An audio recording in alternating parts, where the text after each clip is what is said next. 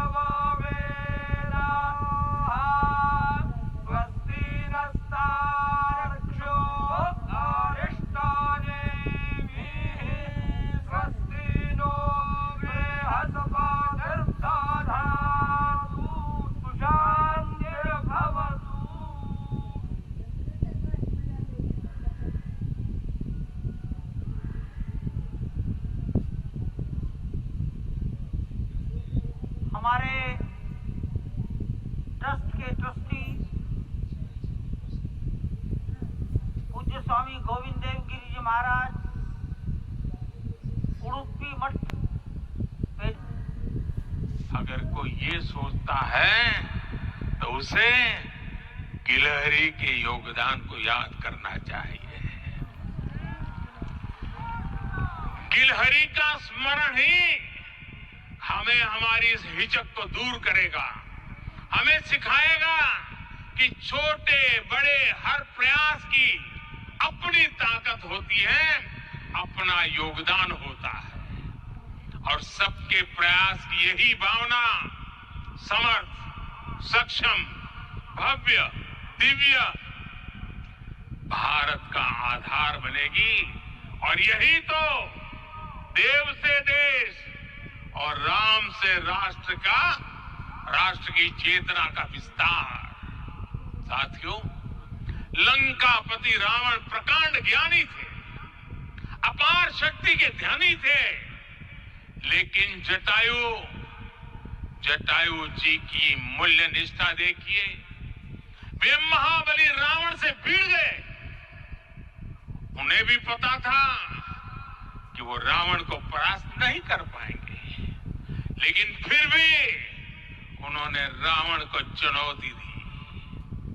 कर्तव्य की यही पराकाष्ठा समर्थ, सक्षम, भव्य, दिव्य भारत का आधार है।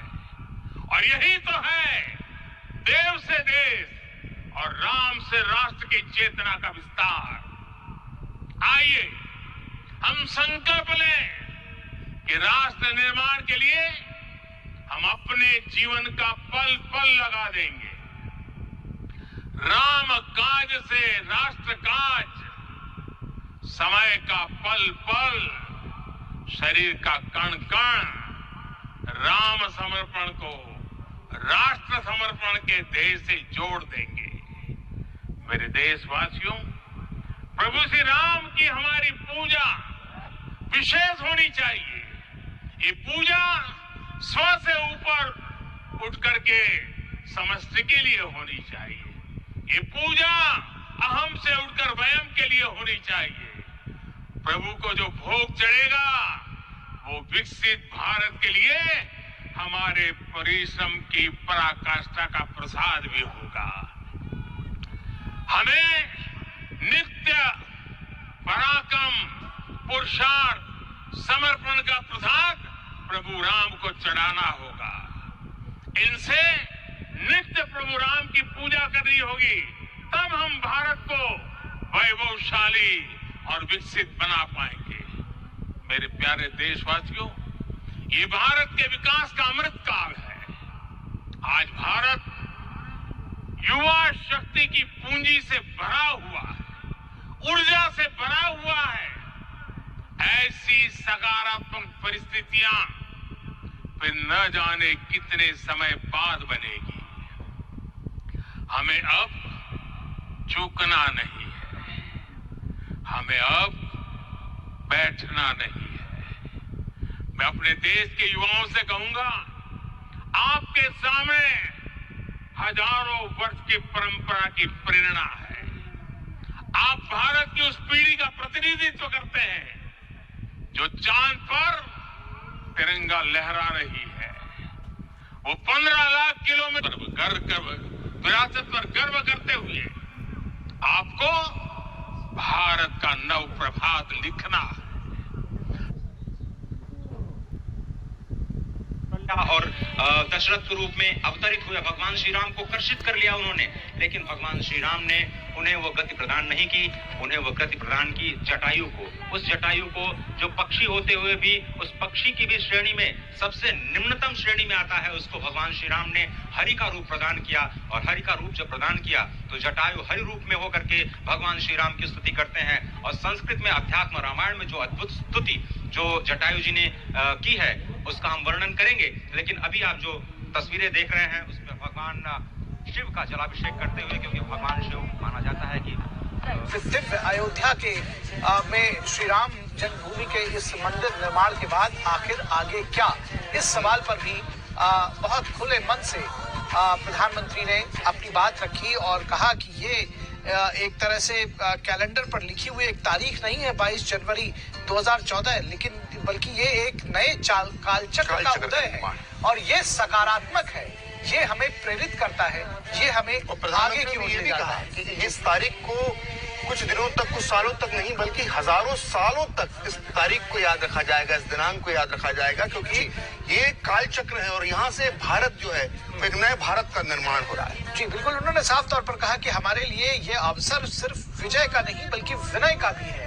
उन्होंने एक सर्व समाज की बात कही। उन्होंने जब कहा विनय की बात कर रहे हैं तो इस जो रामलला की जो मूर्ति है जी, जो है वो साफ साफ नजर आता है। जी, प्रधानमंत्री ने एक बात कही आज कि रामलला टेंट में सिंहासन की जगह जो है वो नुकीले पत्थर निकले हुए थे। और उन्होंने क्षमा हमें ये भी भी नहीं मांगी भूलना आज चाहिए कि फूलों की जगह पर वहां पर नुकीले पत्थर थे, बंजर टीला था और वहां पर रामलला रहे थे। और आज वो रामलला जो है महल में प्रवेश कर गए हैं और दिव्य मूर्ति, दिव्य प्रतिमा हमारे दर्शक देख सकते हैं। वो आभा मंडल नजर आ रहा है रामलला को, और रामलला को का स्थान यही था, यही रामलला को विराजित होना था। और आज रामलला 500 साल की तपस्या के बाद यहाँ पुनः विराजित हो गए। और ये कुबेर टीले पर प्रधानमंत्री इस वक्त मौजूद हैं। ये जो पूजा अर्चना का काम का जो पूजा अर्चना जो कर रहे हैं, थोड़ी देर पहले आपसे की ये तस्वीरें हैं, इसको हमने आपको लाइव भी दिखाया था। और ये तस्वीरें कबीर का टीला की हैं, जिस तरह से आपने बताया कि